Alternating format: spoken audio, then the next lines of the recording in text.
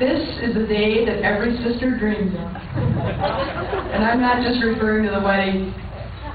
I'm talking about the chance to stand up here in front of 160 of our favorite friends and family members and give her the ripping that she deserves, and she has to sit there and take it.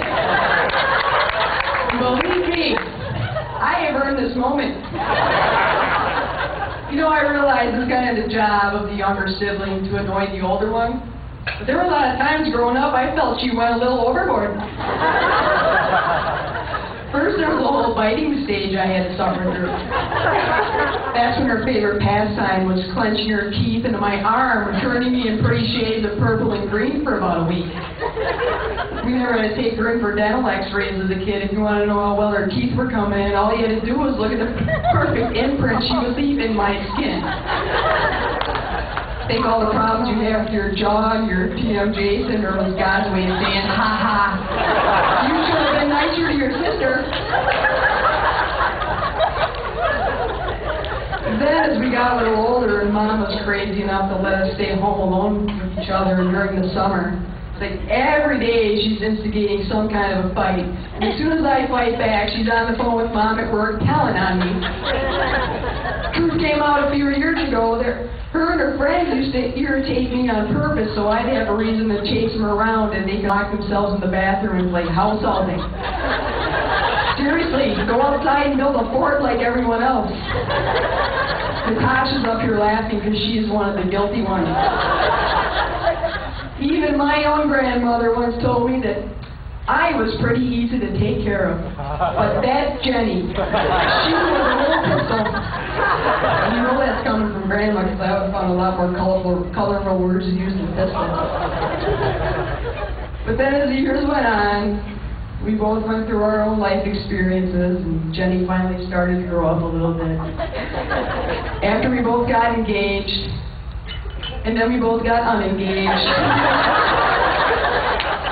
We ended up living together for 2.5 years by choice.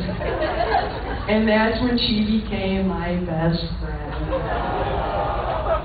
And then one day she came home with the devastating news that she'd be moving to Colorado in a month. And I tell you, it was like the first day of the shortest, longest month of my life. You know, it was short because you just wanted time to stand still because you didn't want to say goodbye. And it was long because every day was emotionally draining because you knew she was leaving. By the end of the month, it was like, just go already. I had all that I could take. But it didn't take long to realize why she had to do it. She had to move. Hold on a second. 1,071.3 miles away. So find a guy that I would approve of for her. That's my doorstep to hers BMF West. And since she's left, we've had some pretty amazing family vacations and done things we never would have done and seen things we never would have seen if she hadn't left. So far it's turned out all right. I remember the first weekend I met JD, I'd flown out by myself to spend a few days with my sister. And probably about the second night we were there, the three of us drove the next town or two over to go to a Mexican restaurant. And we get all the way there, and Jenny realizes she left her ID at home. And naturally, we're not going to go to a Mexican restaurant without having a margarita or a daiquiri. So without hesitation, or any criticism or eye rolling or anything, JD was gone in the car, back to the house to pick it up for him.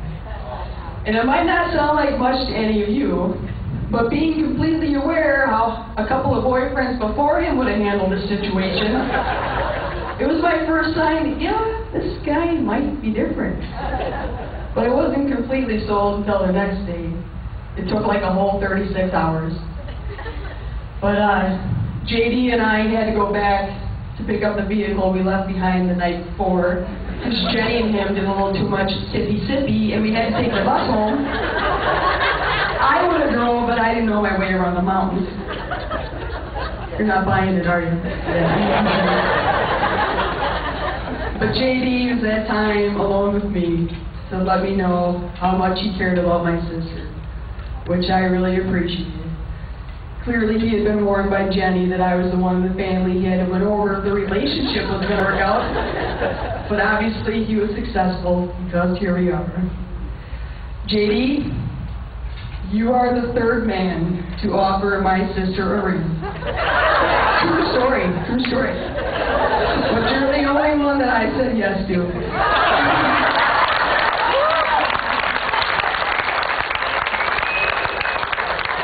I love you like a brother from another mother. Jenny, you sure were a pain growing up. But for some reason, I think you're proud of that. And even on the days when you were at your worst, I knew I would have never traded you. And I'm so thankful that we had that 2.5 years together before we left.